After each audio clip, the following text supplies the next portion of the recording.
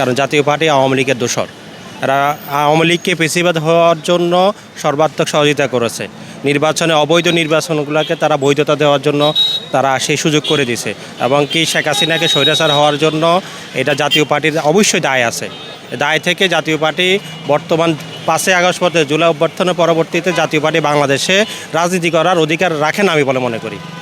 নির্বাচন কমিশন যেহেতু তারা নিবন্ধিত দল, নির্বাচন কমিশন এখনও সেক্ষেত্রে নিবন্ধিত দল হিসাবে তাদেরকে নির্বাচনের সুযোগ দেওয়ার এটা আইনি ভিত্তি আছে, সেক্ষেত্রে হয়তো নির্বাচন কমিশন এটা দিতেই পারে।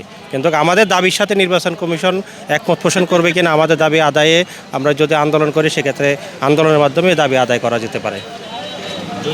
এটা জুলাই ঐক্যের যারা দায়িত্ব আছে তারা অবশ্যই কর্মসূচি দেবে, সেই কর্মসূচি অনুযায়ী সবাই কর্মসূচিতে অংশগ্রহণ করবে বলে আমি আশা করি। ঐক্য যেটা করেছে আজকে 14 দল সহ জাতীয় পার্টির প্রার্থিতা বাতিলে যে আজকে স্মারকলিপি দিয়েছে, এটা আমরা সম্পূর্ণ যৌক্তিক মনে করি, এটা সমর্থন করি।